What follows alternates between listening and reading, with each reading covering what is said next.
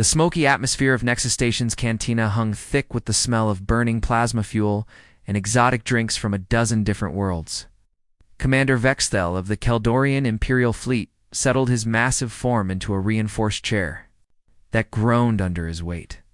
His weathered exoskeleton bore the scars of countless battles, plasma burns that had melted through his natural armor, claw marks from hand-to-hand combat, and the distinctive starbursts left by human frag grenades. Each mark told a story of survival against impossible odds. The younger alien soldiers gathered around him like moths to a flame, their eyes bright with the hunger for glory that only the untested possessed. There was Krex, a young Vorthon whose pristine armor had never seen real combat. Beside him sat Zelia, an Exari scout whose species prided themselves on their speed and cunning. A handful of others filled the remaining seats, fresh recruits from across the galaxy, all eager to hear tales of conquest and victory from the legendary commander.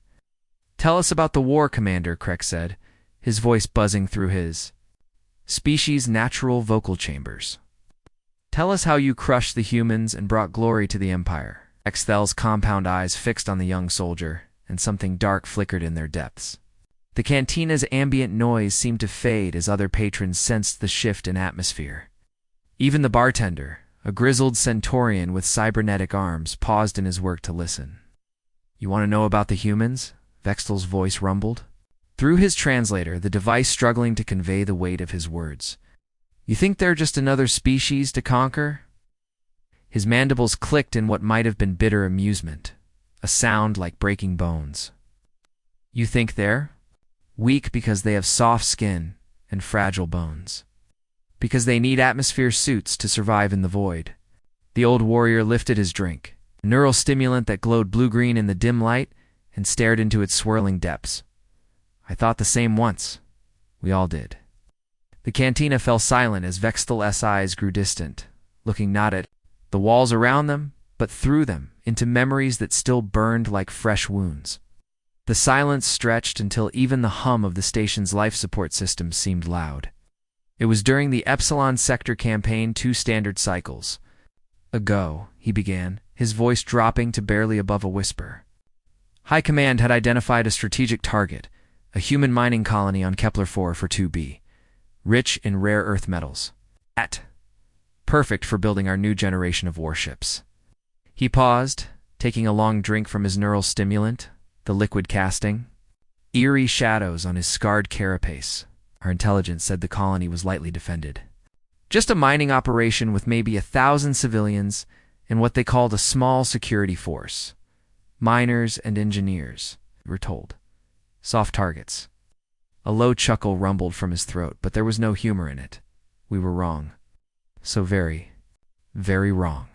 The young aliens leaned forward, their earlier eagerness now mixed with something else, a growing sense that this story would not end as they expected.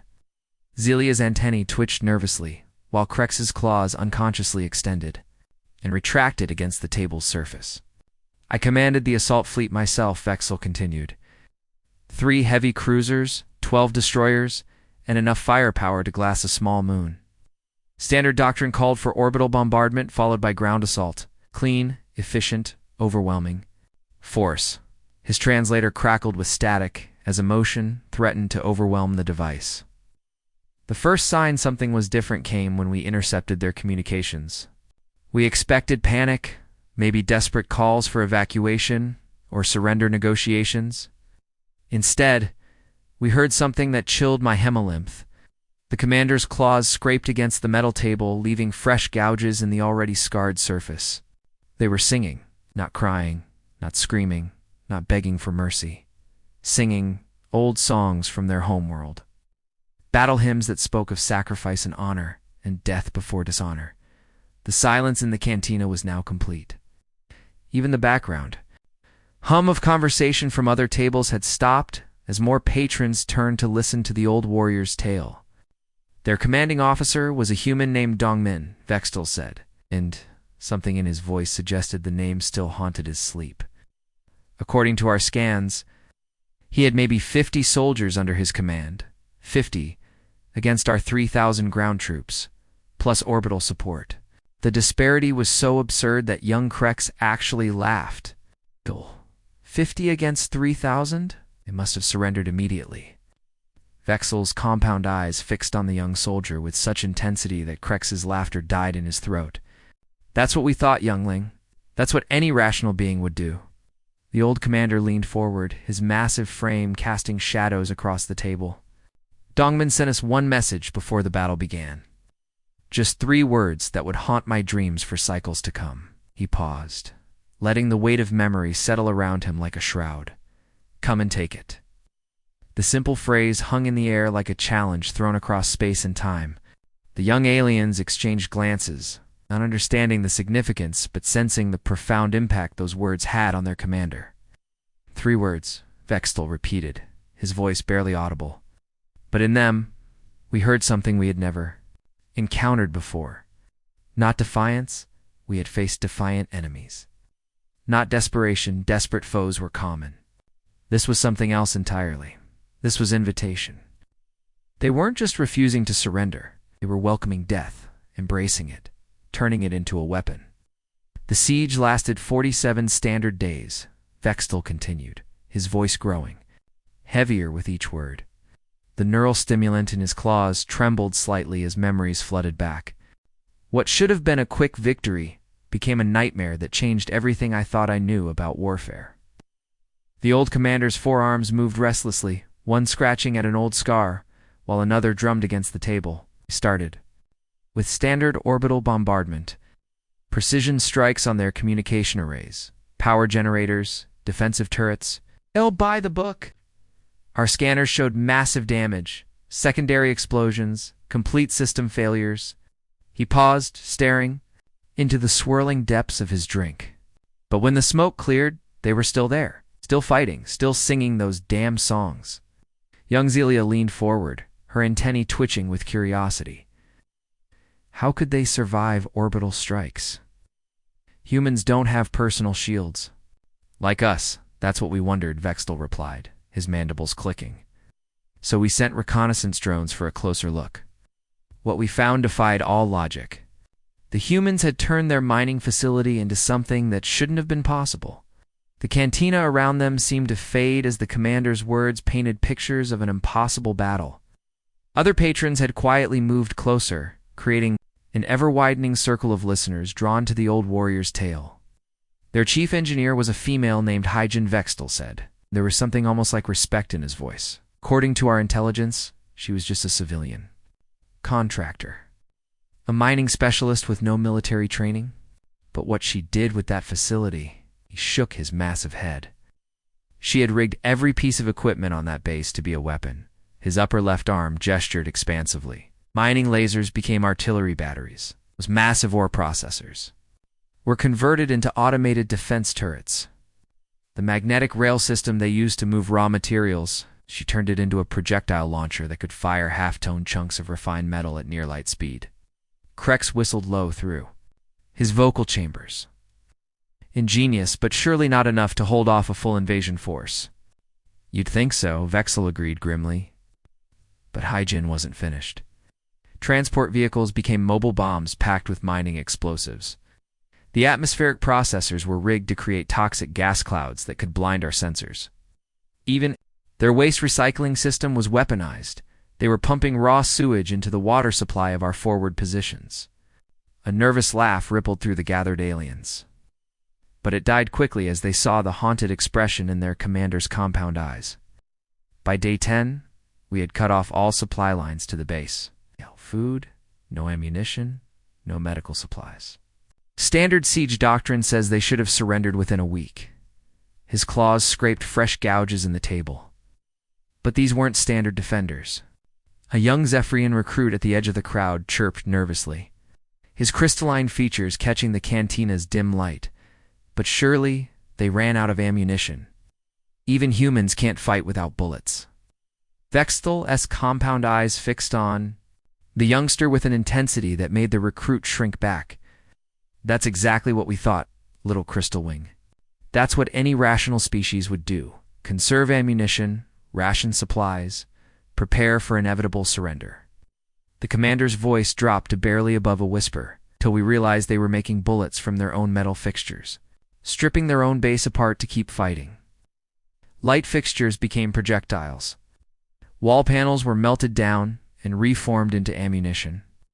Their medic, a woman named Janae, was pulling shrapnel from wounded soldiers and melting it down for bullets. The silence in the cantina was now absolute. Even the station's life support systems seemed too quiet, as if the very air itself was listening. Gene Vextel repeated, and his translator struggled with the emotion in his voice.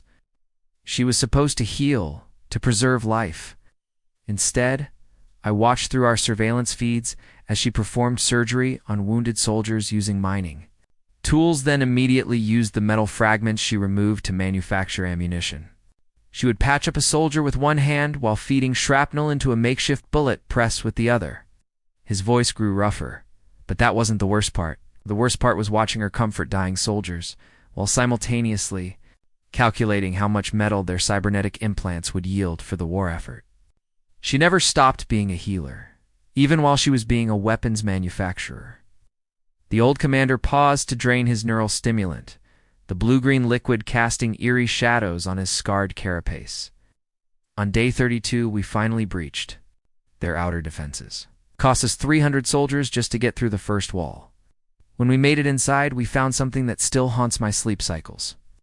Vex_Thul's upper arms trembled slightly. Dongmin's second-in-command was a man named Taeho. Human military records said he was a logistics officer, someone who managed supplies and transportation. Nothing in his file suggested combat experience. The commander's voice cracked slightly. We found him in what used to be the base's machine. Shoppy had lost his right hand in an explosion 3 days earlier. Any rational being would have retreated to the medical bay, accepted treatment, maybe taken a support role. He paused, letting the weight of memory settle around him. Instead, Taeho had welded a plasma rifle directly to the metal bone of his prosthetic arm. The weapon was literally fused to his body, powered by his own bioelectric field. Still fighting, still holding his position, with a gun that was now part of his skeleton. Young Krex's mandibles clicked in disbelief. That's impossible. The heat alone would have killed him. That's what we thought, Vextel agreed. Don't seem to care much about what's possible.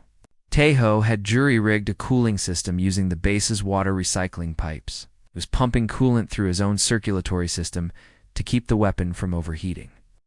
The commander's forearms moved restlessly as he continued. Troops finally cornered him. He didn't surrender, didn't even try to escape. He just looked at them with those strange human eyes and said, "I'm defending my home. Come and take it." The phrase hung in the air like an echo of the original challenge that had started this nightmare. But the worst part wasn't their ingenuity or their refusal to surrender, Vextel said, his voice now barely audible. It was their attitude. Every morning at dawn, they would broadcast the names of their dead over open channels. Not as a surrender plea, not as psychological warfare against us, as a battle cry. His translator crackled with static as emotion overwhelmed the device. For Sung-Ha, who died defending Sector 7, for Minji, who held the North Gate until her last breath, for Junseek, who detonated the charges that took out our heavy walker. They turned their grief into rage, their losses into motivation. The cantina's patrons had grown completely silent. Even the background music had been turned off, leaving only the soft hum of life support systems and the occasional clink of glasses. Every name they spoke was like a hammer blow to our morale, Vextel continued. Our soldiers started to realize that every human they killed was making the survivors fight harder, not weaker. We weren't defeating them. We were creating martyrs. His compound eyes grew distant again. When we finally overran their positions on day 47, we found Dongmin in the command center. Alone, wounded, half his body burned from a plasma explosion. Any other species would have been dead or unconscious. The old commander's voice dropped to a whisper. But he was still there, still at his post, still broadcasting targeting data to the orbital defense satellites, using equipment held together with wire and hope. When I entered that room, expecting to accept his surrender, he looked up at me with those strange human eyes. Vexel paused, his massive frame seeming to shrink as the memory overwhelmed him. He said, "You won this battle, Commander, but you've already lost the war. Now, you know what we're capable of?" The silence stretched until it became almost unbearable. Finally, young Zelia whispered, "What did he mean?" The old warrior's mandibles clicked in what might have been a bitter laugh. He meant that we had learned something we could never unlearn. We had seen what humans become when they're cornered. Not desperate. Desperate beings can be reasoned with. Not afraid. Fear can be exploited. They become something else entirely. Something that treats death as just another tool in their arsenal. Vexel's claws drummed against the table in a rhythmic pattern that seemed to match some internal heartbeat. The sound echoed through the now silent cantina like a death march. "The humans didn't just fight with weapons," he said, his voice carrying a weight that made the younger aliens lean back instinctively. "They fought with their minds, their spirits, their very essence. And that terrified us more than any plasma cannon ever could." The old commander's compound eyes reflected the cantina's dim lighting as he stared into memories that refused to fade. "After Kepler 44-B, High Command reassigned me to intelligence operations. They wanted to understand human psychology, to find weaknesses we could exploit. Ow. I spent months studying their behavior patterns, their communication protocols, their tactical decisions." Paused, taking another sip of his neural stimulant. The blue-green liquid seemed to glow brighter in the darkness, casting strange shadows across his scarred exoskeleton. "What I learned changed everything I thought I knew. About warfare. You see, most species fight to survive. Some fight for territory or resources. Few fight for honor or glory. But humans... ... He shook his massive head. "Humans fight for something else entirely." Young Krek shifted uncomfortably in his seat. "What do you mean, Commander?" "During the Vega campaign, I witnessed something that still haunts my sleep cycles," Vexel continued, his voice dropping to almost a whisper. "We had cornered a human reconnaissance unit on Vega 7, a barren moon with barely any atmosphere. It's just rock and ice and the bitter cold of space." The commander's forearms moved restlessly as he spoke. "Their squad leader was a woman named Yunji. According to our intelligence files, she was 26 standard years old, communication specialist with no formal combat training. She had maybe 20 soldiers left under her command, most of them wounded, all of them cut off from any hope of rescue." The silence in the cantina was so complete that the soft hum of life support systems seemed loud. Other patrons had quietly moved closer, drawn by the gravity of the old warrior's words. "We had them surrounded with overwhelming force," Vexthiel said. 600 troops, orbital support, heavy weapons platforms. Standard tactical doctrine called for immediate surrender demands followed by swift elimination if they refused." His mandibles clicked in what might have been confusion. "But before we could even transmit surrender terms, something happened that defied all logic. Instead of calling for evacuation or preparing defensive positions, Yang Ji ordered her troops to start broadcasting human music. The alien soldiers around the table exchanged puzzled glances. Music in the middle of a battle seemed absurd, pointless. Ancient war songs from their homeworld, the commander continued. They called it Arorang, a song of sorrow and hope that dated back thousands of their years. The melody was haunting, beautiful in a way that made your soul ache, but it was also defiant, proud, unbroken. Vexthel's voice grew rougher. "We thought it was a distraction tactic at first. Maybe they were trying to jam our communications or confuse our sensors. We were wrong. So very wrong." He leaned forward, his massive frame casting long shadows across the table. It was a funeral march. They were singing their own requiem while they prepared to die. Every verse was punctuated by the sound of weapons being checked and loaded. Every chorus was accompanied by the soft whispers of soldiers saying goodbye to each other. A crystalline officer at a nearby table shifted uncomfortably, his translucent form catching the light. Surely that demoralized them, singing about death before battle? No, Vextel shook his head emphatically. It made them stronger. I watched. Through our surveillance feeds as wounded soldiers dragged themselves back to fighting positions while humming that haunting melody, men with broken bones and women with plasma burns, all moving with purpose and determination. The old commander's voice cracked slightly. Their field medic was a man named Kyung-soo. He was treating injuries with one hand while playing some kind of small stringed instrument with the other, adding harmonies to the main song. I watched him set a broken leg while never missing a note, stitch a plasma wound while keeping perfect rhythm. The cantina's patrons were completely absorbed now, hanging on every word. Even the bartender had stopped working, standing motionless. Behind the bar, with a glass frozen halfway to his lips, the attack began at dawn, Vexel continued. Our forces advanced from 3 directions, expecting quick victory. But something was wrong. The humans weren't just fighting, they were performing. Every movement was choreographed, every action timed to the music. His claws scraped against the table's surface. Yonji stood on a small rise in the center of their position, completely exposed to enemy fire. Conducting her soldiers like they were musicians in some grand orchestra, she would point with her rifle, and soldiers would move to new positions. She would gesture with her free hand, and wounded troops would drag themselves to where they were needed most. The commander's voice dropped too barely above a whisper. The most terrifying moment came when a plasma bolt destroyed Yunji's rifle. Any rational commander would have taken cover, called for retreat, maybe tried to negotiate. Instead, she picked up a fallen enemy weapon, one of our own pulse rifles, and continued the song. Young Zilia's antennae twitched nervously. She kept fighting with alien weapons. More than that, Vexel said, his compound eyes reflecting. Something that might have been fear.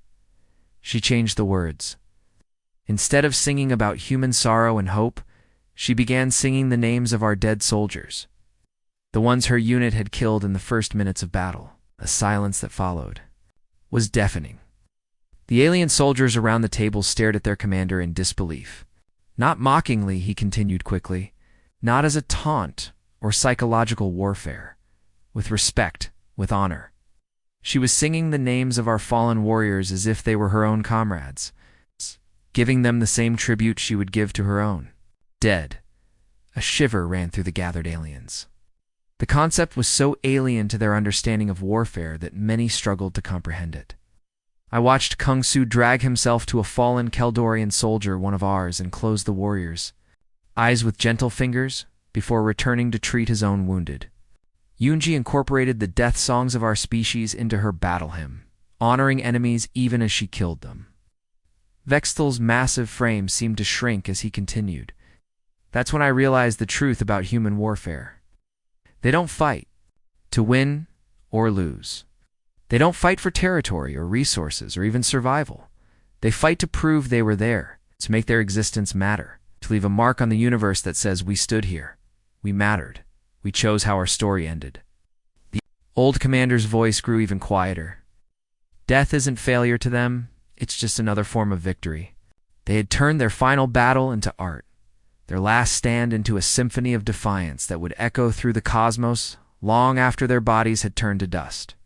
He paused, staring into the depths of his neural stimulant. When the battle ended, when the last human voice fell silent, something had changed in all of us who witnessed it. We had won the engagement, eliminated the threat, secured the objective.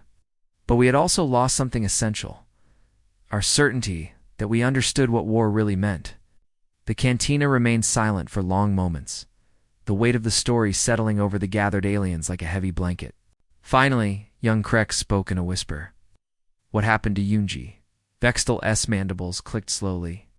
She died as she lived on her feet, weapon in hand, song on her lips. But her voice seemed to linger in the air long after her body had fallen. And in the silence that followed, every soldier in our army heard the echo of something we had never encountered before, the sound of a spirit that refused to be conquered, even by death itself. The battle of the shattered rings changed everything, Vextel said, his voice now barely audible above the cantina's ambient hum. The old commander's massive frame seemed to shrink as he delved deeper into memories that still burned like fresh plasma wounds. It was supposed to be the final victory, the moment that would end human resistance once and for all. He gestured toward the viewport where distant stars twinkled like scattered diamonds. The shattered ring system, 7 broken planets orbiting a dying star, their debris creating a maze of metal and rock that stretched for millions of kilometers. Ow. Our strategists called it the perfect trap. The neural stimulant in his claws trembled slightly as he continued. Our grand fleet was assembled there, the largest armada in Keldorian history. 67 warships representing the combined might of 3 star systems. Dreadnoughts the size of small moons, carriers packed with fighter squadrons, destroyers, bristling with enough firepower to crack a planet's crust. Young Krex leaned forward, his pristine armor gleaming in the dim light. Surely no human force could challenge such power. Vextel's compound eyes fixed on the young soldier with something. That might have been pity, that's what we thought. Our sensors detected a single contact emerging from the debris field, one human destroyer, running silent until the very last moment. The commander's forearms moved restlessly as he painted the scene. The ship was called Indomitable Spirit, and it was nothing special by human standards. A Meridian-class destroyer, maybe 300 meters long, crew of 47 souls. Against our fleet, it was like a single candle facing a supernova. He paused, draining the last of his neural stimulant. The blue-green residue cast eerie shadows on his scarred carapace. The vessel was commanded by Captain Junho, a career officer with 20 years of service. Our intelligence files said he was methodical, careful, the kind of commander who followed regulations and avoided unnecessary risks. A bitter sound escaped Vextel's translator. How wrong we were about everything. The cantina had fallen so silent that even the soft whisper of air recycling seemed loud. Other patrons had abandoned their own conversations, drawn into the old warrior's tale, like planets caught in a gravity well. Fleet Admiral Korvax transmitted standard surrender demands, Vexel continued. 67 ships to 1. The odds were so overwhelming that immediate compliance was expected. Protocol demanded it. Logic required it. Sanity insisted upon it. His mandibles clicked in what might have been disbelief, even after all these cycles. Instead, Captain Junho responded with coordinates. Just a string of numbers transmitted on all frequencies. Coordinates? Asked a young Nexari soldier, her crystalline features catching the ambient light. To what? Vexel's translator seemed to strain with the emotion in his voice. Out. The exact location where he intended to ram our flagship. Not approximate targeting data or general intentions, precise coordinates down to the meter. Calculated with mathematical perfection.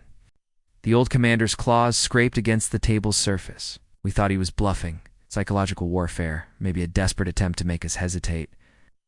No rational being would sacrifice themselves and their entire crew for what amounted to a symbolic gesture? He leaned forward, his massive bulk casting long shadows. But we had forgotten the most important lesson about humans. They aren't rational. Not by our standards. They operate according to principles that defy logic and transcend mere survival. The silence stretched until young Zelia whispered, "What did they do?" Their chief engineer was a woman named Sa Young, Vexel said, and something in his voice suggested profound respect mixed with terror. While we were positioning our fleet and preparing for what should have been a simple surrender ceremony, she was working. Not on escape plans or defensive systems, but on something far more terrifying. His compound eyes grew distant. She had been modifying their fusion reactor during the entire approach, not to increase speed or power defensive shields, but to turn their ship into the largest bomb in the system. She was converting their life support into a weapon, their home into a funeral pyre. The cantina's lighting seemed to dim, as if the station's power grid was responding to the weight of the story. Shadows lengthened and deepened, creating an atmosphere of impending doom. Junho's navigator was a man named Wujin, the commander, continued. Quiet specialist who had spent his career plotting safe courses through hyperspace. But that day, he plotted something impossible, a route through the debris field that should have torn their ship apart. Vextel's forearms gestured expansively. The gravitational shears alone should have crushed their hull. Chunks of planetary debris moving at relativistic speeds, magnetic fields that could scramble navigation systems, radiation levels that would cook an unshielded crew in minutes. His voice dropped to barely above a whisper. But they didn't just survive the passage, they used it. Every gravitational slingshot increased their velocity. Every near miss with debris refined their trajectory. They turned the system's chaos into a weapon, riding destruction like a cosmic surfer.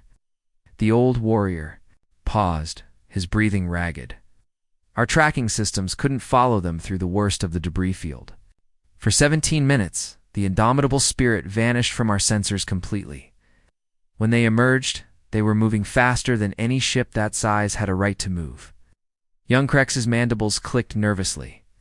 Surely your flagship's defenses could handle one destroyer. That's what Admiral Korvax thought, Vexel replied grimly. Our point defense systems locked on, began firing spreads of interceptor missiles. Standard procedure for dealing with ramming attacks. His translator crackled with static as emotion. Overwhelmed the device.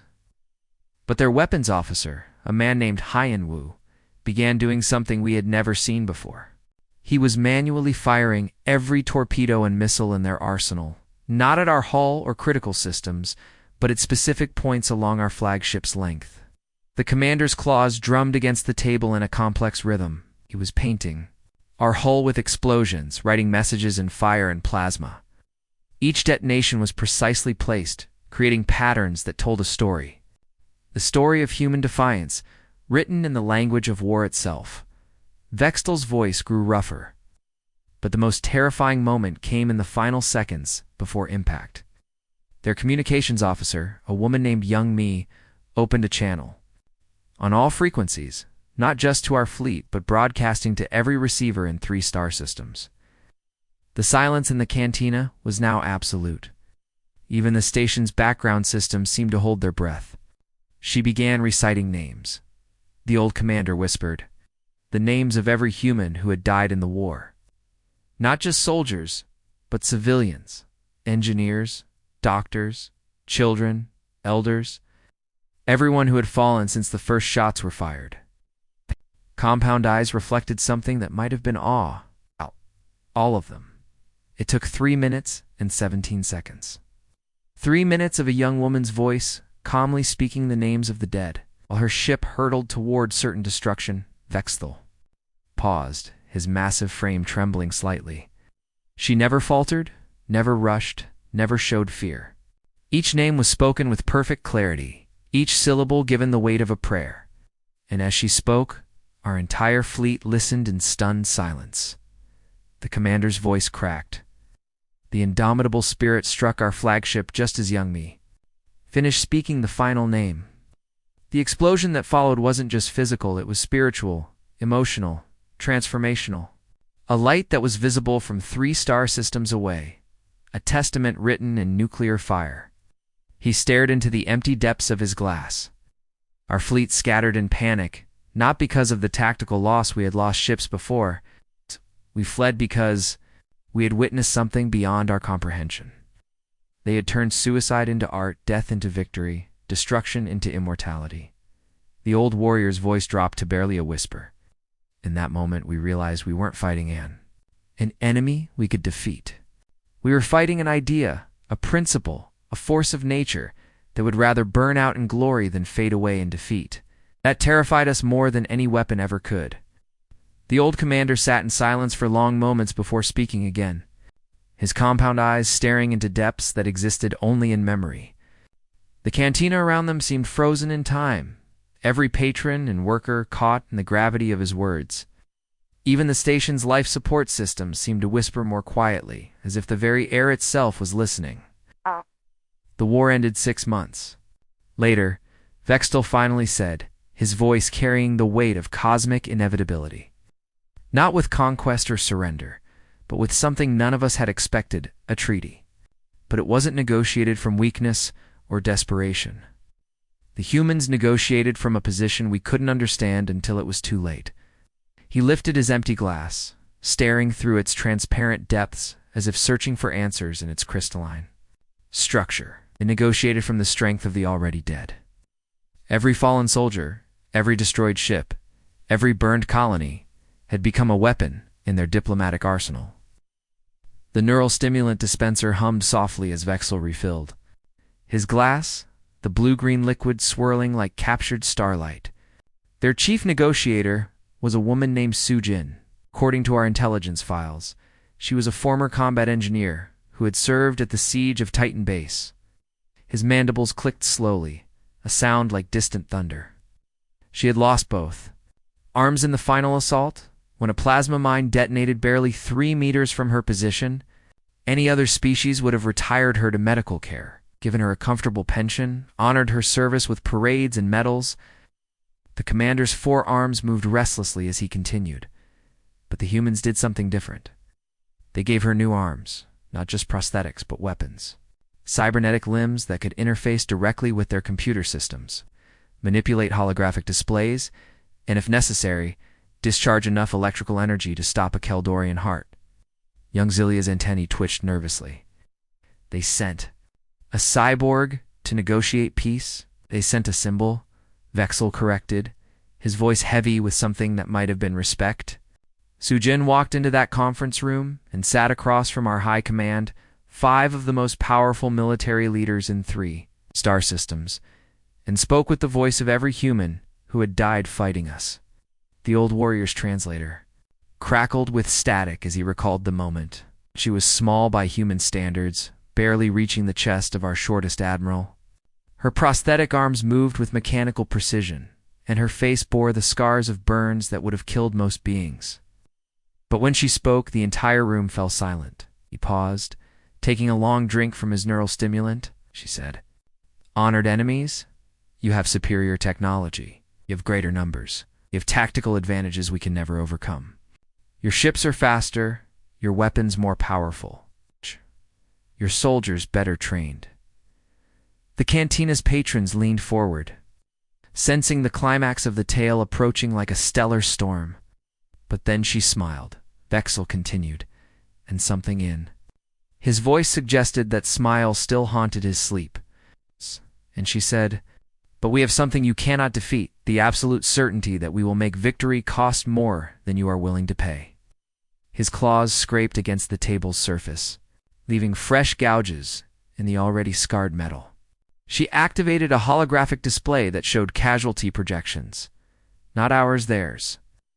She calmly explained how many more humans would die if the war continued, and how each death would make the survivors fight harder, not weaker. The commander's voice dropped to barely above a whisper. Then she showed us the real weapon. A recording from every human world, every colony, every outpost in their territory. Children singing the same battle hymns we had heard at Vega. Elders crafting weapons in their homes. Entire populations turning themselves into soldiers, preparing for a war that might never reach them. Vexthel's mandibles clicked in what his species called a grief song, a sound of mourning that transcended language barriers. We had won every major engagement. Our forces controlled 70% of the disputed territory. Our casualties were minimal compared to theirs. We had lost maybe 10,000 soldiers while they had lost hundreds of thousands. He stared into his drink, watching the neural stimulant swirl like a miniature galaxy. But we had lost something essential, our will to continue. Every battle was costing us more than the one before, not in ships or soldiers, but in spirit. Our troops were beginning to fear not death, but victory. They knew that defeating humans meant becoming like them. The old commander's voice grew rougher with emotion. Sujin sat in that conference room and explained something we had never considered. She said, "You fight to expand your empire, to gain resources, to increase your power.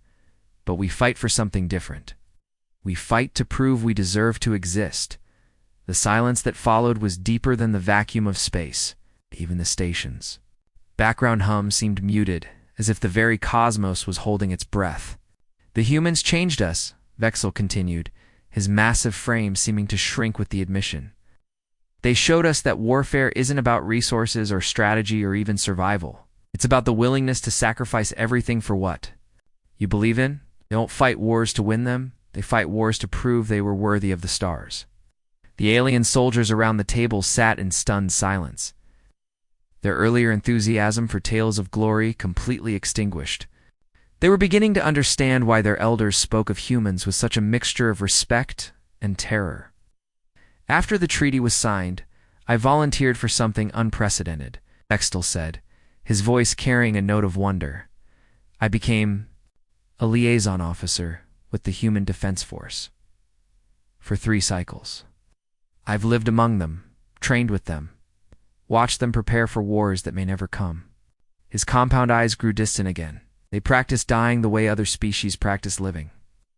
Every day they rehearse scenarios where retreat is impossible, where surrender means extinction, where the only choice is between victory and death. The commander's forearms gestured expansively. Their instructors have names like Dong-wook, Hing, and Song-min. They teach combat techniques passed down from ancient warriors who fought with primitive weapons on their homeworld. A philosophy that embraces death as a teacher, tactical doctrines based on the assumption that retreat is not an option. He paused, watching the faces around him absorb this information. I've seen human children learning to fight before they can properly walk. Elders crafting weapons with hands gnarled by age. Scientists developing new ways to turn everyday objects into instruments of war. Vextel stood slowly, his scarred frame casting long shadows in the cantina's dim light. The movement was deliberate, ceremonial, like a ritual being performed for the last time. If you remember nothing else from tonight, remember this, he said, his voice carrying the authority of hard-won wisdom. Pray to whatever gods you serve that you never have to fight humans. Not because they're the strongest or the smartest or the most technologically advanced species in the galaxy. The old warrior's translator seemed to struggle with the emotion in his voice. But because they're the only species that treats death as just another weapon in their arsenal, they've learned to make their own mortality into a force that can topple empires. He moved toward the exit, each step measured and purposeful. Then he paused, turning back to address the gathered aliens one final time. They will outlive us all, he said quietly. Not because they're immortal, but because they're willing to die for something greater than themselves. That is the most terrifying force in the universe, not the fear of death, but the conquest of it. The cantina remained silent as Vextel's footsteps echoed down the corridor. The human word for this concept is sacrifice. His voice drifted back to them. Learn it. Understand it. Because if you ever face them in battle, it will be the last lesson you ever receive. As the old warrior disappeared into the station's maze of corridors, the young alien soldier sat in contemplative silence. The cantina slowly returned to its normal rhythm, but something had changed. They had learned that some victories are more frightening than any defeat, and some enemies become more dangerous in death than they ever were in life. The stars outside the viewport seemed different now, less like distant lights and more like watching eyes. Somewhere among them, humans were preparing for battles that might never come, practicing for wars that existed only in possibility. And in that preparation, in that eternal vigilance, lay a power that no empire could truly conquer. For they had learned the ultimate truth about human warfare. It wasn't about winning or losing. It was about ensuring that the universe would remember they had been there, that they had mattered, that they had chosen their own ending to the story written in the stars. The end.